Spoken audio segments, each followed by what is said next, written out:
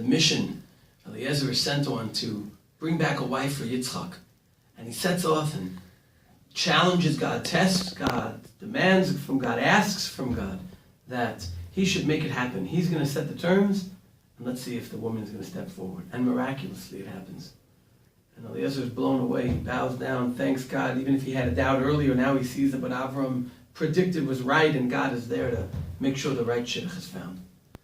And as we know, the Torah tells us the story twice. It tells us what happened, and then it tells us how Eliezer tells over the story to Lavan and Betuel and Rivka to convince them that this is meant to be. And we hear their response, Vayan, Lavan, Betuel, Vayomru, Me Hashem yatzah hadavar. Lavan and Betuel, of all people, even they are able to recognize that this is from God. Lo nuchal daber elecha ra'u tov. We can't express an opinion on this, because this is from above. Of course, Gemara learns from here, this pasuk, Me Hashem yatzah hadavar, that min haTorah, ish la'isha, God destines who's going to be connected with whom. They continue and say, Hinei Rivka lefanecha, kach v'lech, Rivka is here, take her and go. Uti isha leven adonecha kasher diber Hashem. And she should be a wife to the son of your master as God has spoken. God has spoken?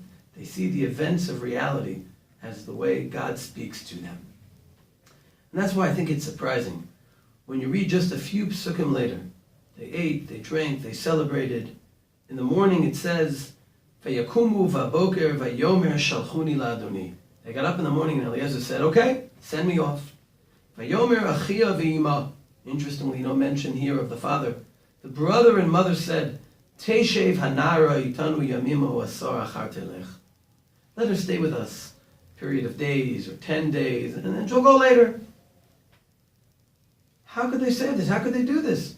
In fact, Eliezer responds, Vayomer lehem al te'achruoti. Don't delay me. V'Hashem itzliach darki. Hashem made this happen. Shalchuni ve'elchel adoni. Send me off so I can go back to complete the mission. The obvious question here is, why did they suggest delaying? How could they suggest delaying? So the Sforno says that they wanted to give Rivka a chance to ease into it. When major changes happen quickly, all of a sudden, it's hard for people to be able to really progress in the new direction.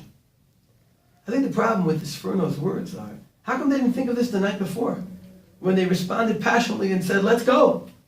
So one could say they had a chance to think about it overnight, and they realized Rivka would need more time, and when they woke up in the morning, they were acting more sensitively to Rivka.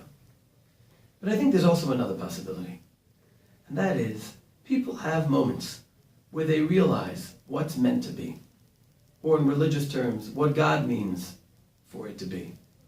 You have this realization, and it requires of you action and maybe a change of course or a commitment to something very serious.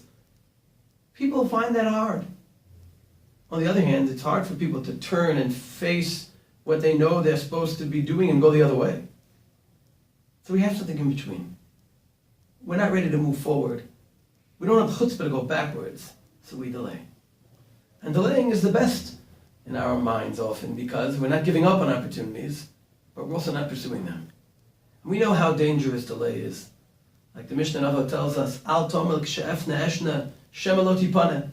Don't say when I have time I'll learn, maybe you won't have time.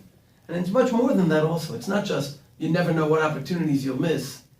It's also that a sign of commitment is the readiness to move forward right away. Bizrizut, vayashkem Avram baboker. Delay is what people who are not ready to be committed do. And it could be the justification they used for themselves was the sensitivity to Rivka. But maybe that's no more than justification and not really what's going on here. And Eliezer, he responds and says, no, I have to be sent off right away. And interestingly, they suggest the way to determine this. Vayomru, they say, Nikra lenara v'nishalat bia. Let's call the girl and ask her opinion. There was no suggestion like that the night before when they made their commitment.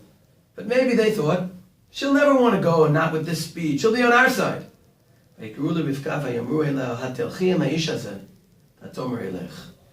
Rivka's greatness is her readiness to follow what she's seen to be the hand of God and to do so immediately, without delay.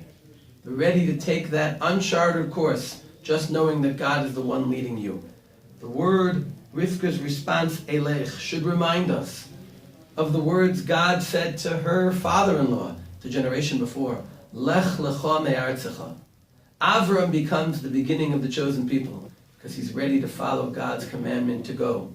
Rivka can join that family because she's ready to do so as well. And we'll see in the next parsha, Rachel and Leah also willing to abandon that land and their father's home to join God's intended path and God's intended family without delay. And the lesson for us is obvious. It's a challenge for us to realize what God wants from us. But unfortunately, even when we realize it, sometimes we don't realize it because we delay its fulfillment.